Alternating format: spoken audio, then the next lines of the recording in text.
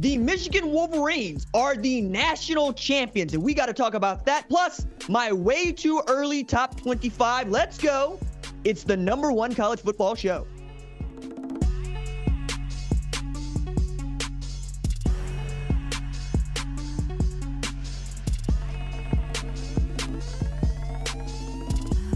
What's up, kinfolk? Welcome to the #1 college football show. I am your host, RJ Young. Thank you for watching on the Fox Sports app, YouTube, or listening wherever you get your podcast. Tonight on this very special live show, we got to talk about the Michigan Wolverines winning the program's first national championship in 26 years. Got to take it back to 1997 and Lloyd Carr for the last time that we looked up and saw Michigan is truly the best team in all of college football. And let's get started with just what that means, like laying that out. So in the last 3 years, we've seen Jim Harbaugh slowly build toward this moment, along with a Michigan staff that continued to get better. We've also seen them put things in their own way and then turn those things into obstacles and then turn those things into obstacles that they overcome. Okay. I take us all the way back to 2020 when they did not play the game and Michigan finished a COVID-ridden season 2-4. We didn't even know that Jim Harbaugh was going to be the head coach at Michigan in 2021. He had interviewed for the Minnesota Vikings job. He had flirted with other NFL jobs. Yet and still, that team in 2021 turned into a powerhouse and a juggernaut and began a 3-year run where they beat Ohio State, they win the Big Ten title, and they make the college football playoff. And with each season, they continue to get better. And now they have reached the ultimate in winning the college football playoff national championship, becoming the first Michigan team to win a national championship in the CFP era. And they really went about this in a truly Michigan fashion, right? So we're talking about a Michigan team that heading into the Washington game, we still weren't actually sure that they were good enough to win this game, despite beating Ohio State, beating Penn State, beating a great Iowa team in the Big Ten title game, and then dispatching the team that knocked off the team. So in the win against Alabama in the Rose Bowl, they also knock off not just the SEC champion, but the team that stopped the two-time defending national champion Georgia Bulldogs in what was a 29-game SEC win streak. So you already know you're getting the class competition. They go to Pasadena. They win a game that has always been a Big Ten game against the sainted Nick Saban, and they get to this game, national championship in Houston. We're reading about how the roof is leaking because it's storming in Houston, and it seemed to be like, oh, okay, we're going to have running weather. And that's exactly what we had. We had running weather indoors. All you got to do is look at the Michigan box score. Now, I'm going to get into the rushing yards, and I'm certainly going to get into the scoreboard, because if you're looking at the scoreboard a couple years from now and you see that the final score is 34-13, you could probably go, did they blow out Washington in that game? Was Washington outmatched? No, far from the truth. This game was tight all the way until the middle of the fourth quarter with about 6 minutes left to play. You could see that Washington still had a way here. They're down 2 scores. They go get 6. Maybe they can take the ball back from Michigan, give Michael Penix Jr. the opportunity to do what he had done in every single one-score game that he has been a part of this season at Washington, and go win the football games. The reason why many of us were going, oh, Washington likes to be in these tight games. They get it to a one-score game, and you give the ball back to number 9. They got an opportunity to go win this. But that was a welcome surprise, as when we got started with this game, it felt like Michigan was absolutely going to destroy the Washington Huskies. I mean, my goodness. We're talking about a Michigan team that came out guns a-blazing. A Donovan Edwards, who had been in witness protection, showed up against the Washington Huskies and hit him up style for a 41-yard rush TD, and then a 46-yard rush TD. And all of a sudden, the man is averaging 43.5 rush yards per rush and a TD per rush. This is the man who had rushed for 52 yards and 1 TD as a season high this year before going up against this Washington Huskies front 7. And then you got to see Blake Corum get in on the act, right? They end up with 2 guys that rushed for 100 yards, becoming the first program to have 2 100-yard rushers in a national championship game in the college football playoff era. And I'm looking at this and I'm going, wait, Michigan should be up by way more. It's like watching a boxing match and then looking at the dude that's losing going, there should be more blood here. And there just wasn't. right? I expected Michigan to be up by 3-4 TDs and Washington to find a way to get back. I mean, at one point, Michigan had gained 235 yards before it faced its first third down. But that turned out to be the magic down for the Washington Huskies, because once they got Michigan into third down situations, Michigan just could not convert those third down situations. We're talking about going into the third quarter with 3:18 left when J.J. McCarthy basically takes off on his own to pick up a 3rd and 8 to convert the first third down for the Michigan offense all day long. And yet still, they never trailed in this ball game. They were in complete control. Even when it looked like Washington was finding its footing, either Michigan would make a play or Washington would not. Like, this was weird because Michael Penix Jr. has been accurate all year long, and he has been really great at getting the ball out of his hands. Matter of fact, he gets the ball out of his hands 2.7 seconds per Pro Football Focus. And that's the best of anybody in the sport. It's one of the reasons why that Washington offensive line won the Joe Moore Award, is because that dude did not take any sacks. He had 11 sacks all year long and none against Texas. And going into this, I was thinking, if Michigan can get home with 4, then it's going to be a long day at the office for Washington offense. And it was, because it's not just that they were able to get pressure and hurry Michael Penix Jr. into not just throws that were inaccurate, but short throws, not allowing a single explosive play of 20 yards or more in the first half. That is the first game in the Washington era with Kalen DeBoer as head coach for which that happened, where you go a whole half without them hitting you up for at least 20 yards on an explosive play. Then we take into account here that Michael Penix Jr. is not just being sped up and having to dump the ball, but all of a sudden, it looked like the Washington Huskies were the Kansas City Chiefs. And by that, I mean dropping the football. That man would put it on them, and they couldn't bring it in. Rome Odunze, who was probably the second best wide receiver in the country, the best wide receiver in the country to some, had an opportunity to make an explosive play, missed the catch. That could have been 6 for them. I also got to see just these really bad opportunities missed. We got to see perhaps Rome Odunze make a great play in the fourth quarter, and then you get a holding call, right? These penalties were bugaboos all night long for the Washington Huskies. And you could also see that the pressure that Michigan was able to generate was absolutely getting to that offensive line as they're getting false starts. They're trying to get off the ball because they know they're getting beat. And Kenneth Grant having his way, Mason Graham having his way, Mike Sanders still not just had the pick 6 to seal it, but had the matchup. That dude was matched up against Rome Odunze, and he held his own. He held Rome Odunze in check. We're also talking about a Washington offense that's used to throwing for 3 bills. And wasn't going to get close to that against this Michigan defense. All while, on the offensive side of the ball, Sherrone Moore said to his offensive line, I'm going to put it on y'all. Can you go win us a national championship? And they said, we got you. At one point, I'm looking up, and it's not the 436 total yards that Michigan had. It was the 300 plus on the ground. Like, that's a gaudy number in a national championship game.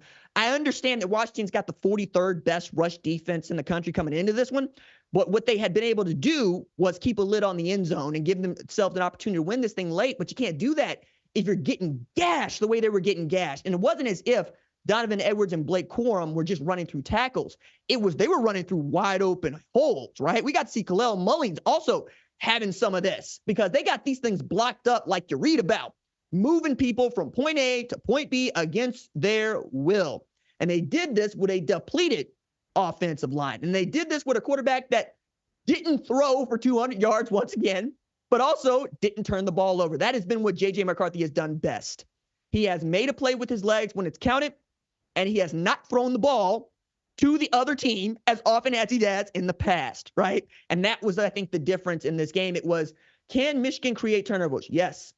They created 2 interceptions to Michael Penix, 1 luck, right? You're able to be in the right place at the right time. The other one, Mike Sanders still made a play and sealed the victory for the Michigan Wolverines.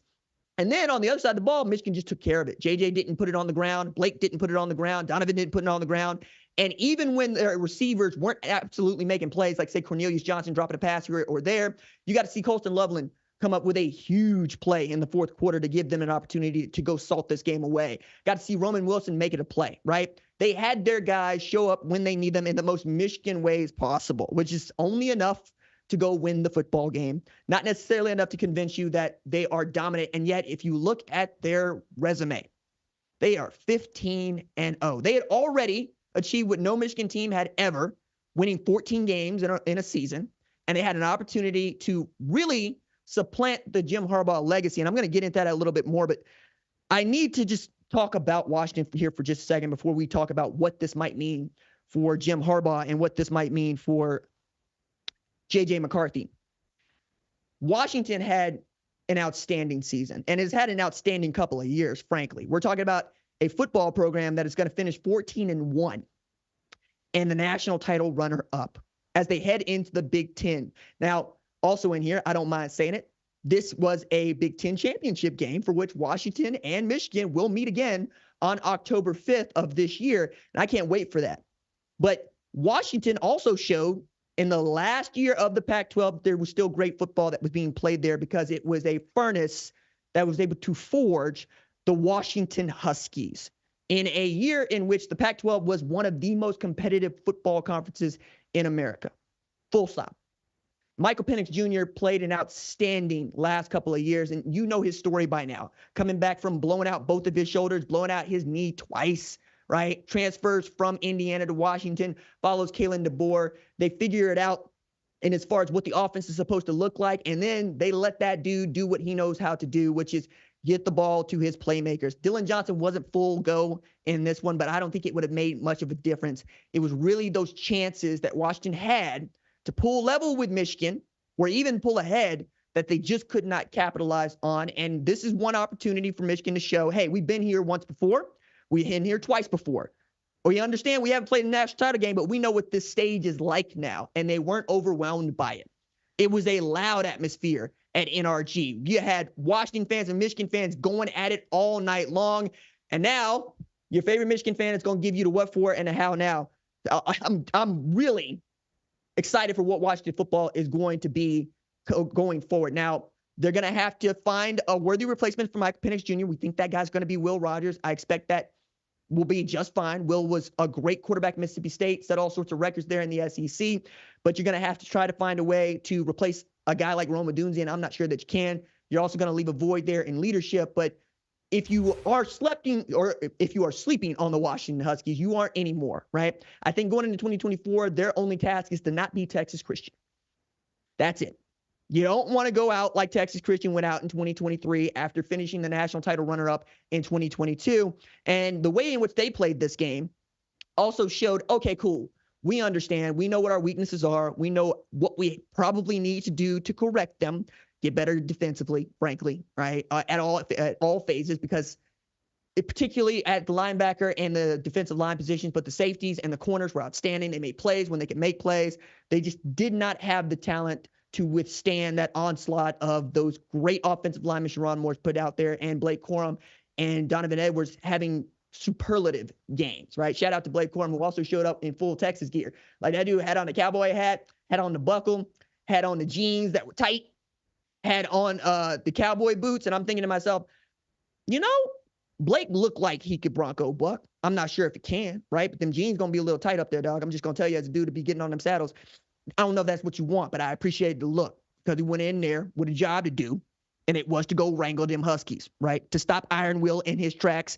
I run the Iditarod. Really great season for Washington, but I keep talking about Michigan as I'm talking about Washington because that's where your brain is now, man.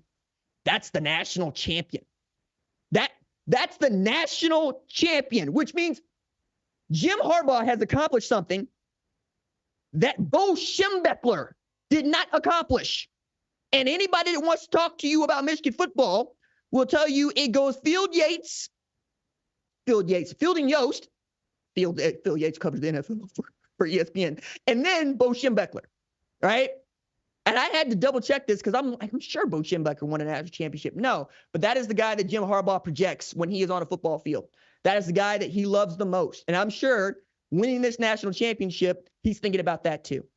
Because all the way, he had kept doing it his way. And if nothing else, we have come to respect Jim Harbaugh is going to do it the only way Jim Harbaugh knows how to do it. So now it is a man who turned San Diego into a power in the Pioneer League, which is a league in the FCS where they don't give scholarships, led Stanford to its first BCS bowl bid, produced Andrew Luck, went to San Francisco, coached that team to a Super Bowl appearance, lost that Super Bowl to his brother, went to Michigan, and rebuilt it into not just a national champion, but the kind of national champion that Michigan fans want to see, one that runs the football and plays hard-nosed, outstanding defense. And one more thing to add here. Jim Harbaugh managed to win a national championship in a 15-game season, having coached just 6 regular season games, 3 in the postseason. And for his efforts, he will pick up $3 million in on-the-field bonuses and $1 million for winning the national championship. This is a man who was forced to restructure his contract to be incentive-laden after the 2020 season. What a remarkable turnaround. And you know what? If Jim Harbaugh doesn't want to hear from you, he has earned that. When he says things like, who's got it better than us? You just got to go with it. When they say bet, you just got to go with it. It is a team that overcame its own sign-stealing scandal, one it generated, and still managed to win the national championship. We're like, hey, look, maybe it's because y'all know everybody's signals that y'all can win. They were like, oh, really? Cool, take it away. We don't care. We're going to run the ball, and we're going to get after you on defense. And we ain't got to bring pressure because we're good enough up front on both sides of the ball. Tremendous game for Michigan. Tremendous season for Michigan. And just so we're clear here, J.J. McCarthy did not have to do that much. 10 of 18 for 140 with 31 yards on the ground, and then 303 rush yards for Michigan. 104 for Donovan Edwards on 6 carries. Good grief, 2 TDs. Blake Corum doing what we know him to do, 21 carries, 134 yards, 2 TDs, and then Roman Wilson had 3 catches for 54 yards.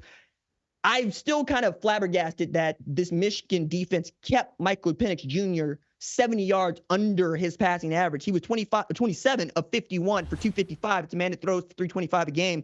And 2 picks in this one after throwing just 9 all season long. Also, remember, they got him on the ground, which, by the way, is not an easy thing to do, let alone speed that guy up. Jalen McMillan, Rome Odunze did what they could. Dylan Johnson was just not the guy that he had been in November. 11 carries, 33 yards. You could see he was pulling at the ankle, and we know he's been battling injuries most of the year. Rome Odunze broke a rib, came back, and had an All-American season. I am looking forward to what we're going to do with Michigan going forward, because I have my thought about what they're going to be in 2024, and I think that's a great place to start, because with Jim Harbaugh and Michigan winning this national championship, they become just the 10th program since 1990 to have multiple national title teams. They are Florida State, Florida, LSU, USC, Ohio State, Nebraska, Clemson, Georgia, and Alabama. And now Michigan. Also means Jim Harbaugh won a national championship in Michigan before James Franklin won one at Penn State, before Ryan Day won one at Ohio State, before Lincoln Riley won one at Oklahoma or SC. You know, we can keep going down the list here because that's what it's going to be. That's what this is about. This is not just about Michigan winning the national championship. It's who did they beat in the race to get one first? And I think that's a great way for me to segue into my way too early top 25 that you can read fully at foxsports.com right now, because I spent all weekend working on it along with United Football League stuff that I would really like you to read as well. But you can see right now I got Michigan at number 1 going into 2024. Now, we'll talk about Jim Harbaugh and his future in depth at a later date. If he decides to make a decision to stay at Michigan or leave for the NFL, we will talk about it. You will be able to come right here, because as soon as that news is, well, final, we will have things to say about it. But I got them as the number 1 team in the country. I had them as the number 1 team in the country because a couple years ago, I had a college football playoff selection committee moment. Well, people aren't banging down my door because I left Florida State out of the college football playoff, but they were banging down my door because I didn't have Michigan in the top 25. I'm like, hey, am I the only person that didn't think that losing both of your coordinators and a lot of your personnel and your head coach flirting with the NFL is not a good thing? Yeah, turns out I was. And Michigan went right ahead, beat Ohio State, won the Big Ten title, made the college football playoff. I'm like, all right, cool. I'm going to rank in the top 4. And I had them ranked as the number 1 team in the country for half the year, right? We get around, time to do the damn thing. They're still the number 1 team in the country when we get to college football playoff. And now, having won the national championship, they're going to lose Blake Corum. They might lose J.J. McCarthy. They are going to lose a bunch on defense. It ain't going to matter until it matters. I'm out on doubting this team. I picked against them when they played Bama. I picked against them when they played Washington. I picked against them when they played Ohio State. And each time they throw your man the 2 middle fingers. Good on y'all, dog. I love it. Like, for real. I mean that with my whole heart. Give me all the smoke on this one. But I got you as the number 1 team in the way too early top 25. And if that ain't what it is, come post-spring when we do this again, or come August when we do this again, we'll talk about it then. But right now, I ain't down that team. Something in the water up there in Ann Arbor. That's all I got right now, because I can look at this as a football brain and go, there are reasons why this should not work, and yet it does, right? I got Georgia number 2 because they're going to return their starting quarterback. They're going to return Mike Bobo, Glenn Schumann, Will Muschamps. They added Trevor Etienne to the list of outstanding players. I know they're going to lose Brock Bowers, but it ain't that big a deal because Kirby Smart knows how to build this thing, both high school recruits and out of the transfer portal. As a matter of fact, they added a transfer portal quarterback earlier before the College Football Playoff National Championship was even being played, right? They thought that losing Dylan Raiola was going to be a big deal. Nah. Let him go to Nebraska. We will rebuild and we'll go on and do this again. I think Georgia is also in a great position to be the SEC champ. Texas at 3. Quinn Ewers coming back. We'll see if that sticks, right? I like what Steve Sarkisian was able to do in 2023, really accomplishing what Texas hadn't since 2009 and winning the Big 12 title, and then making the college football playoff for the first time in school history. You're going to have C.J. Baxter in that backfield. Jonte Cook is an absolute weapon on the outside, and then I think Pete Kwiatkowski is going to be able to retool that defense and make them competitive in the SEC. Going to Alabama there, I think the most important part about that is Kevin Steele is expected to retire after some 40 years in coaching. He's 66 years old. He's had 3 different stops with Nick Saban. And I think this is a great way for him to go out on this team that not just made the college football playoff in what is a rebuilding year, but was really great defensively. It also reminds me that Nick Saban has been coaching football since 1971, and he shows no signs of slowing down.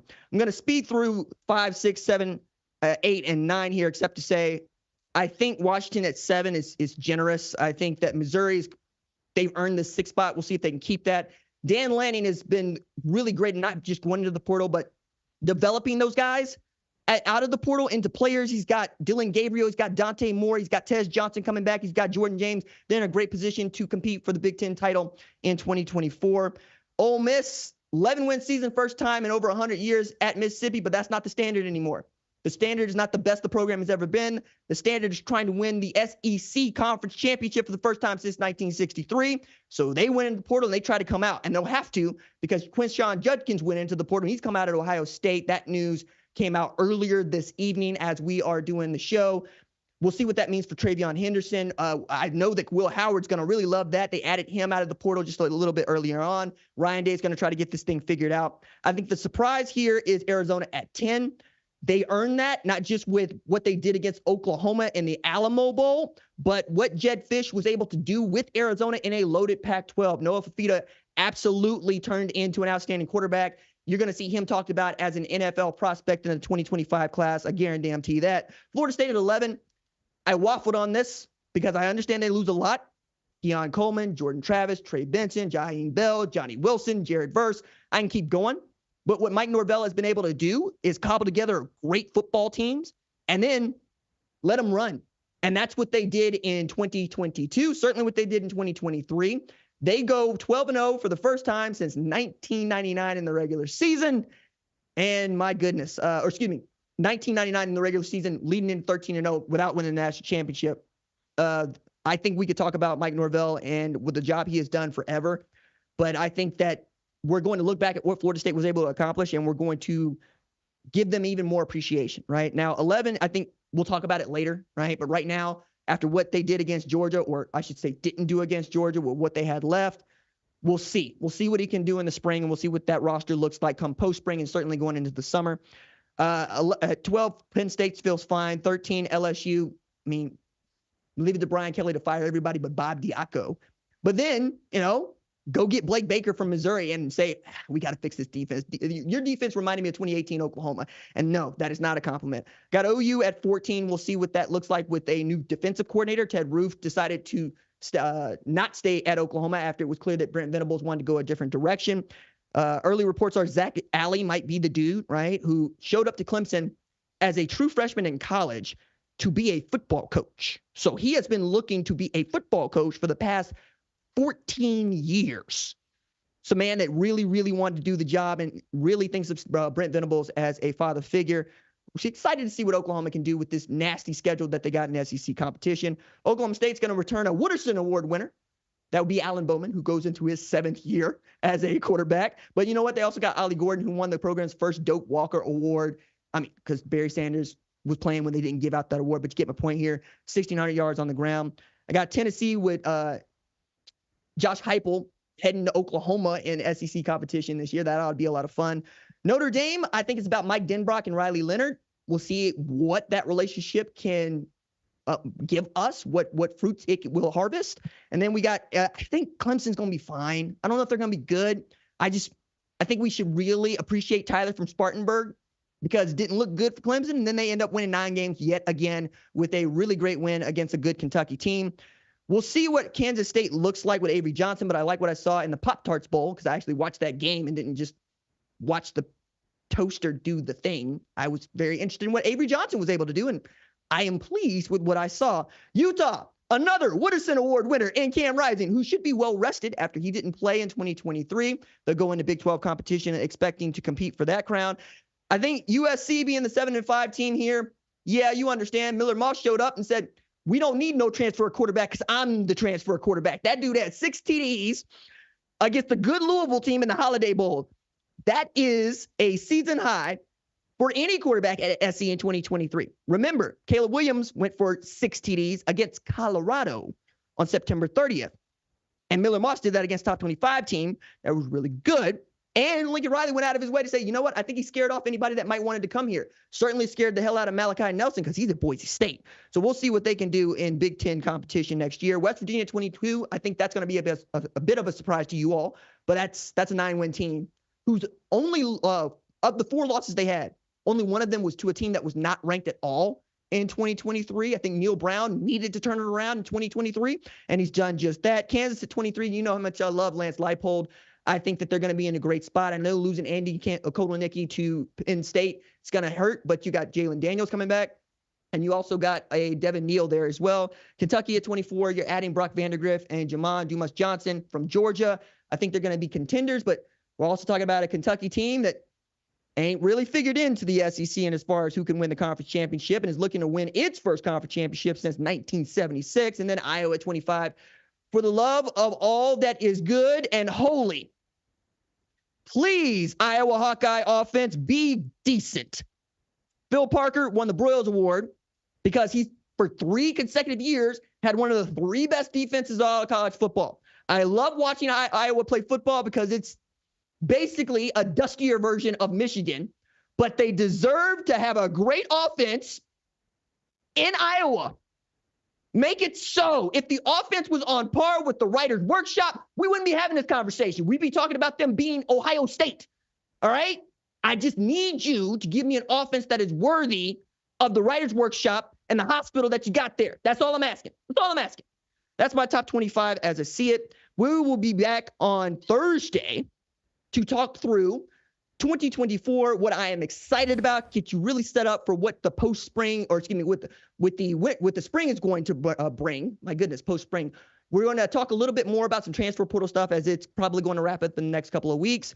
And we will get you set up for what's left of signings in the 2024 recruiting class. All right. That is going to do it for tonight's episode of the number 1 college football show. Our number 1 college football show leads of screening are Jack Coakley and Torrin Westfall. They make us better in the film room. Production assistant Kiara Santana puts the special in our special team. Social producer Javion Duncan makes sure the recruits and the rivals see the cake we bake. John Marcus is sending in the signals. Senior producer Catherine Cordaji sees the entire field from the booth. Lead producer Tyler Wojak calls the plays from the sidelines. And the play snaps on my clap. We'll be back on Thursday. Until then, Stay low. Keep those feet driving. Doses.